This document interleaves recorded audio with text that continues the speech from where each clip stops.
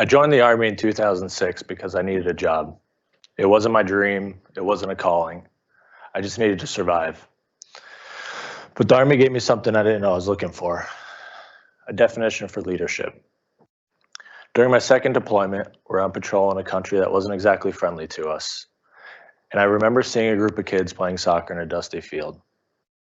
I was the lead truck commander, so I had the ability to influence where we went on patrol. And I asked my platoon if they'd pull security for a moment. Then me and my buddy did something that made absolutely no sense. We took off our protective gear and we joined the game. No helmet, no vest, no weapons, just a soccer ball and a group of kids who weren't meant to trust us. That moment didn't happen because we were brave. It happened because we trusted the people around us to keep us safe. Later, we received recognition, but this recognition wasn't about playing soccer. It was about trust. In the Army, we have an acronym for the word leadership, LDR-SHIP. Loyalty, duty, respect, selfless service, honor, integrity, and personal courage. But what I learned is this: those letters don't mean anything if you don't have trust. Simon Sinek studied Navy SEALs, which I think we could all agree are some of the highest performing teams in the world. But what he found was surprising.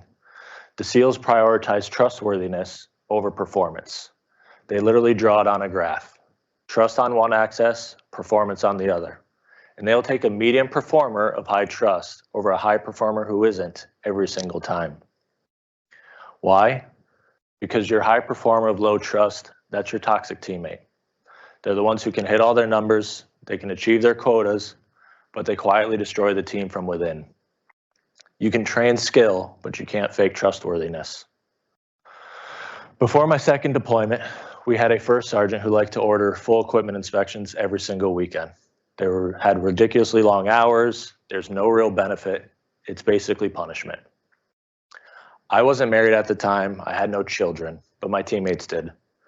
And their weekends were being stolen from them before we deployed again. So I dug through obscure Army regulations and policies, and I found one that stated weekend work needed to be announced weeks in advance. So on a Friday night, I decided to call a brigade colonel. To put that in perspective, imagine calling your executive vice president at home on the weekend. You don't do it unless it really matters. I didn't make that call because I wanted to be right. I made that call because it was the right thing to do. That moment didn't change any policies, it didn't change any procedures, but it changed the people. Soldiers began coming to me with their problems, not because I was in charge, but because they trusted me to keep them safe.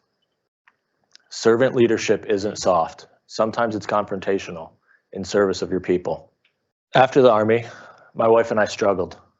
There were months that we couldn't pay our bills.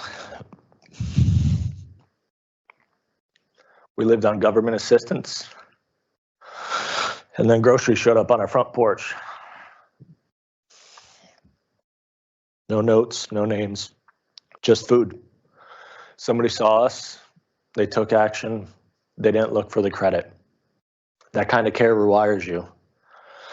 Years later, my wife saw a post on Facebook, a woman asking for cleaning supplies, towels, basic necessities. Most of the comments were helpful suggestions, but my wife and I decided not to suggest anything, just to take action. So we loaded up our car with the supplies she had asked for, and we decided to deliver them ourselves. When we got there, we realized we were staying in front of the largest homeless shelter in the greater capital region. We had driven past it hundreds of times, but we had never truly seen it. That one delivery changed our lives. Since then, we've organized and hosted dozens of events at the shelter.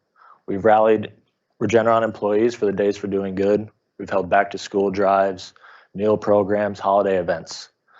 Not because it makes us look good, but because it's the right thing to do. And once you truly see people, you can't unsee them. Now I work as a lead in the warehouse at Regeneron, and I don't manage my team the way people typically manage. I don't hover, I don't micromanage. I spend my time asking real questions. Not how are you as a greeting, but how are you doing, really? And then I stay long enough to hear the answer. If someone's car breaks down, I help. If they need a hand on the task at home, I show up. Not because it's my job, but because trust is built in small moments. And here's what nobody likes to admit. When people don't feel safe, they hide mistakes. And hidden mistakes don't stay small. At Regeneron, mistakes don't just cost money. They could cost a patient their life. So trust isn't a nice to have. It's an operational necessity. People ask if leading this way leads to burnout, and it can. There's a reason your flight attendants tell you to put on your oxygen mask first before helping others. Last year in September, I tore my Achilles tendon while my wife was in her 3rd trimester with our 6th child. It was pretty terrible timing. I couldn't walk. I couldn't help around the house with laundry or food. I couldn't even mow our lawn. And then people showed up. They brought food. They folded our laundry. They even mowed the lawn. That wasn't charity. That was community. Leadership isn't always doing everything. Sometimes it's letting others serve too.